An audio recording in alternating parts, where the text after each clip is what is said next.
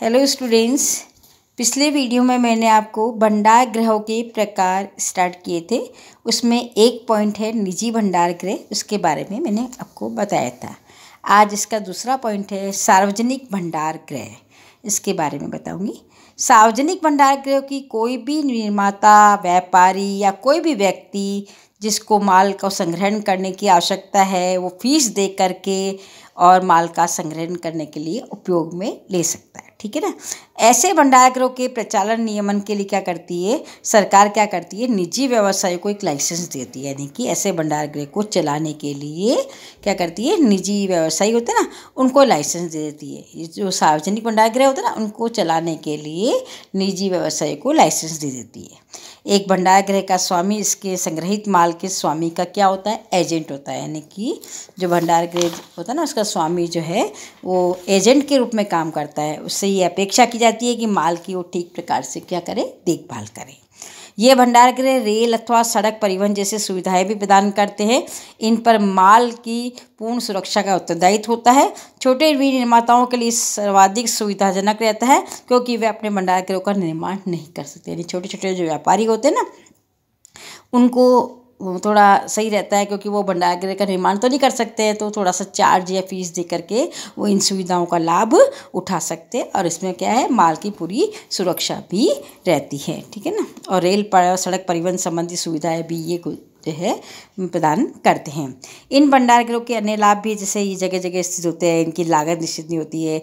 ये पैकेजिंग और लेबल लगाने जैसी मूल्यवर्धन सेवाएं भी प्रदान करते हैं। यानी पैकिंग का काम होता है ना, वो भी कर सकते हैं, इन गोदामों में किया जा सकता है ना। और लेबल वगैरह लगाने जैसी सेवाएं भी ये जो है भंडार गृह प्रदान करते हैं। जैसे कई बार क्या होता है, माल इकट्ठा आता है तो उसको भी छोटे छोटे जो है, मतलब पैकिंग में जो उसको पैक किया जाता है ना, जैसे छोटे छोटे मान लो लॉट में माल आ गया, उसकी छोटी छोटी पैकिंग, जैसे 100 ग्राम, 200 ग्राम, 500 ग्राम, है ना, 1 किलो, 2 किलो ऐसे बनाया जाता है ना, वो काम भी इस भंडार गृह में किया जा सकते हैं। नेक्स्ट पॉइंट है बंधक माल गोदाम। बंधक माल गोदाम वे गोदाम होते हैं जिन्हें सरकार से बिना आयात कर दिए आयातित माल को रखने के लिए लाइसेंस मिला है। यानी कि जो बंदरगाहों पर या हवाई अड्डों पर ये गोदाम बने हुए होते हैं। जब हम बाहर से माल आयात करते हैं, है नी, विदेशों से माल जब हम आयात करते हैं, मंगवाते हैं, तो क्या होता है, जो माल आयात करते हैं ना, उस पर टैक्स देना पड़ता है। तो हमने अगर टैक्स नहीं चुकाया तब तक वो माल हम अपने गोदाम पर नहीं ले जा सकते अपने, है ना। तो तब तक उनको जो हवाई अड्डे और बंदरगाह पर जो गोदाम बने होते हैं ना, उन गोदामों में उस माल को रखा जाता है, जिसको हम बंधक माल गोदाम कहते हैं। ठीक है ना। आयातकों को जब तक वह आयात कर का भुगतान नहीं कर देता है, बंदरगाह या हवाई अड्डों से माल को ले जाने की अनुमति नहीं होती है। ऐसा भी हो सकता है आयातक पूरे आयात कर का भुगतान करने की स्थिति में नहीं हो, यानी माल तो उसने मंगवा लिया लेकिन आयात कर नहीं चुका पा रहा हो, और उसे पूरे माल की तुरंत आवश्यकता भी नहीं हो कि सारा का सारा माल उससे अभी चाहिए, तो क्या कर देता है, वो कस्टम अधिकारी को तब तक माल को बंधक गोदामों में रखते हैं। यानी गोदाम जो बने होते हैं ना बंदरगाहों पर या एयरपोर्ट पर, उस जो है वहाँ पर जो कस्टम अधिकारी होता है ना, वो माल को बंधक गोदामों में रख देते हैं। जब तक आयात कर का भुगतान नहीं कर दिया जाता है, वो माल को नहीं छुड़ा सकता है। ठीक है ना। इन भंडार गृहों में ब्रांडिंग, पैकेजिंग, श्रेणीकरण, मिश्रण जैसी सुविधाएं भी प्रदान की जाती है। आयातक अपने ग्राहकों को लाकर वस्तुओं का निरीक्षण भी करवा सकते हैं और उनकी आवश्यकता अनुसार वस्तुओं की पुनः पैकेजिंग वगैरह भी कर सकते हैं। इस प्रकार से ये वस्तुओं के विपणन में भी सहायक होते हैं। कहने का मतलब है, माल जब बंधक गोदाम में रखा हुआ है, क्योंकि वहाँ पर हमने टैक्स नहीं चुकाया, आयात कर नहीं चुका, जब तक ले जा नहीं सकते। तो अगर हमें किसी ग्राहक को माल बेचना हो तो उसको हम वहाँ जाकर उस माल का जो है निरीक्षण वगैरह करवा सकते हैं, दिखा सकते हैं उसको। अगर पैकिंग वगैरह का भी कुछ प्रॉब्लम हो तो वो भी करवा सकते हैं। आयातक की आवश्यकता अनुसार माल के कुछ भाग को भी लिया जा सकता है और आयात का भुगतान इस प्रकार से किस्तों में भी किया जा सकता है। कहने का मतलब है, हमने जितना माल मंगाया, अगर हम पूरे माल का टैक्स नहीं दे पा रहे हैं, आयात कर नहीं दे पा रहे, तो हम जितना हमें माल की आवश्यकता है उसका टैक्स चुका दिया और माल ले जा सकते हैं हम, है ना। जरूरी नहीं कि सारा का सारा माल हम एक साथ उठाए, यानी किस्तों में भी चुका करके हम टैक्स को, माल को ले जा सकते हैं।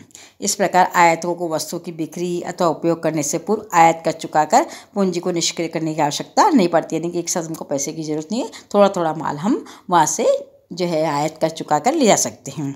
यदि आयात तक आयातित माल का पुनः निर्यात करा जाता है तो उसे आयात कर चुकाने की भी आवश्यकता नहीं है। अगर आपने माल कहीं से मंगवाया है विदेश से और आपको यहाँ देश में अपने देश में यूज़ नहीं करना है, वापस किसी अन्य देश को आपको बेचना है यानी पुनः निर्यात करना है, तो आपको टैक्स चुकाने की भी ज़रूरत नहीं है। आप जब निर्यात करते हैं तब तक वो माल बंद तक गोदाम में पड़ा रहेगा और आपको टैक्स चुकाने की भी ज़रूरत नहीं रहेगी, है ना। इस प्रकार से जो माल पुनः निर्यात के लिए होता है ना, कि किसी देश से हमने मंगाया और दूसरे देश में हमको वापस भेजना है, तो हमें आयात कर चुकाने की आवश्यकता नहीं होती है। जब तक माल नहीं जाता तब तक वो माल जो है बंधक गोदाम में रखा जाता है। नेक्स्ट है सरकारी भंडारगृह। ये माल गोदाम पूरी तरह से सरकार के स्वामित्व एवं नियंत्रण में होते हैं। सरकार इनका प्रबंध जो है सार्वजनिक उपक्रमों के माध्यम से करती है। इसके उदाहरण जैसे भारतीय खाद्य निगम है, राज्य व्यापार निगम है, केंद्रीय भंडारण है। सरकारी भंडारगृह सुना होगा ना आपने, सरकार के होते ही ये पूरे उसके स्वामित्व में होते हैं। इनके स्वामी भी सरकार होती है, कंट्रोल भी सारा सरकार के द्वारा ही किया जाता है। ये इनके एग्जाम्पल हैं, ठीक है। सहकारी भंडारगृह, कुछ विपणन सहकारी समितियां या कृषि सहकारी समितियों ने अपने सदस्यों के लिए निजी भंडारगृह स्थापित। सहकारी समितियां होती है ना, तो उनके जो सदस्य होते हैं ना, उनको भी भंडारण की सुविधा दी जाती है। उनको निजी भंडारगृह होते हैं, उनको दिए जाते हैं, ठीक है। ये थे आपके पॉइंट भंडारगृह के प्रकार के बारे में। अब नेक्स्ट टॉपिक आता है भंडारगृहों के कार्य। ये भंडारगृह के क्या क्या कार्य हैं। सबसे पहला आता है संचयन। भंडारगृहों के पास विभिन्न उत्पादकों से माल एवं वस्तुएं आती है जिनका वे संचय करते हैं और वहाँ से सभी सीधे निश्चित ग्राहकों को एक साथ भेज देते हैं। यानी कि हम कई उत्पादकों के माल मंगवाते हैं तो उनका संचय जो है हम कहाँ करते हैं, भंडारगृह में करते हैं। तो भंडारगृह के कार्य में क्या आ गया कि विभिन्न उत्पादकों के जो माल आते हैं उनको संचय करने का कार्य ये करते हैं और वहीं से जो है माल सभी ग्राहकों को भेजा जाता है। जो जिन भी कस्टमर को उनको माल भेजना है वो भंडारगृह के द्वारा ही भेजा जाता है। नेक्स्ट है भारी मात्रा में विघटन। उत्पादक संयंत्रों से भारी मात्रा में माल प्राप्त होता है। यानी कि हमने कहीं से माल मंगवाया है, उत्पादकों से माल मंगाया, तो हमें क्या होता है, माल लॉट में मिलता है ना, और फिर जो लॉट में माल मिला ना तो उसको हम छोटी छोटी मात्राओं में विघटित कर सकते हैं। भंडारगृह क्या करता है, इसको माल को छोटे छोटे भागों में डिवाइड कर सकता है, पैकिंग कर सकता है ना, और छोटी छोटी मात्रा में वस्तु को ग्राहकों को उनकी आवश्यकता के अनुसार भिजवा दिया जाता है। जैसे मान लीजिए कोई लॉट में चीज़ आई है ना, कोई कार्टून या कोई बॉक्स में आई है, कुछ भी आई, तो उसमें क्या है कि छोटी छोटी मात्रा में पैकिंग के अंदर हम उसको करके फिर बाद में ग्राहकों को भिजवा सकते हैं। इस प्रकार से भारी मात्रा में अगर जो माल आता है ना उसका विघटन यानी उसको छोटे छोटे हिस्सों में बांट दिया जाता है और ग्राहकों की आवश्यकता अनुसार उनको भिजवा दिया जाता है। नेक्स्ट है संग्रहित स्टॉक। कुछ चुनिंदा व्यवसायों में मौसम के अनुसार माल प्राप्त होता है जिसका संग्रहण भंडारगृहों में किया जाता है।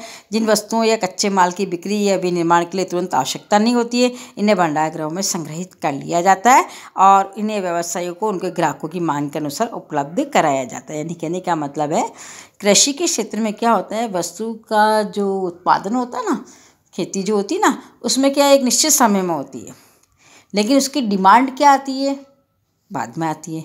तब तक हमें माल को सुरक्षित रखना पड़ता है, तो कहाँ रखेंगे, भंडारगृह में रखते हैं। तो भंडारगृह का काम यही है कि जो स्टॉक है, कच्चा माल है, तैयार माल है, जब तक उसकी डिमांड नहीं आती है तब तक उसको बना करके और गोदामों में सुरक्षित रखने का कार्य भी भंडारगृह के द्वारा किया जाता है। जब ग्राहक डिमांड करेंगे तब उनको उपलब्ध करा दिया जाएगा।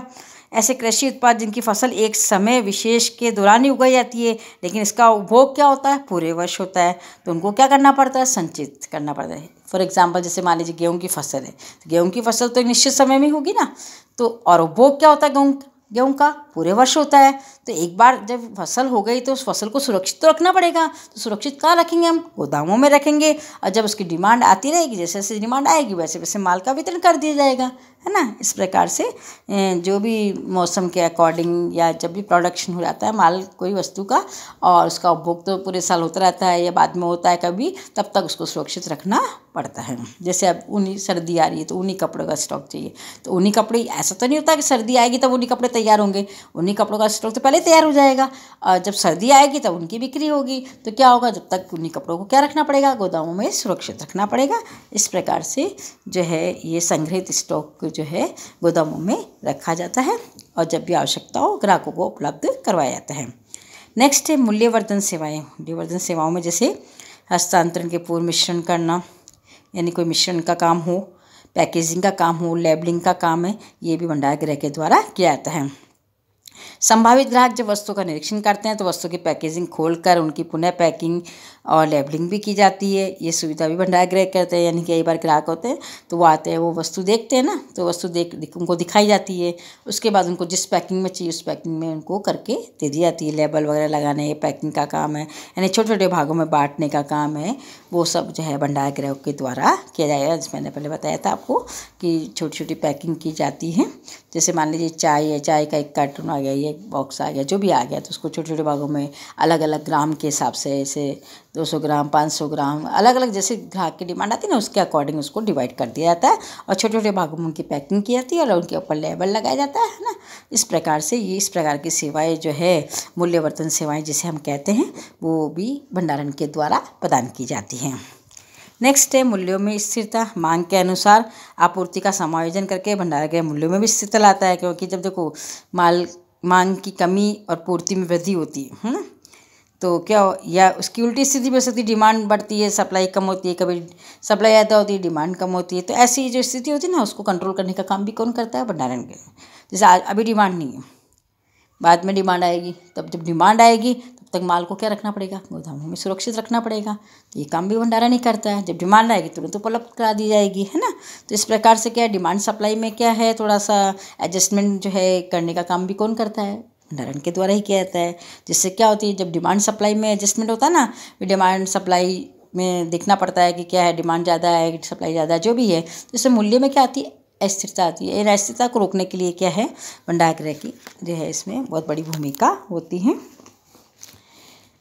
नेक्स्ट है वित्तीय। भंडार गृह के स्वामी वस्तु की जमानत पर माल के स्वामी को अग्रिम धन भी प्रदान करते हैं। यानी कि किसी को एडवांस चाहिए तो वो भी मतलब माल की जमानत, जो माल के गोदामों में रखा उसकी जमानत पर अग्रिम भी प्रदान करते हैं। इस प्रकार से जो है ये भंडार गृह के जो है कार्य पूरे हो गए। आपका ये लेसन भी पूरा हो गया। ठीक है, नेक्स्ट लेसन नेक्स्ट वीडियो में। Okay, take care, bye.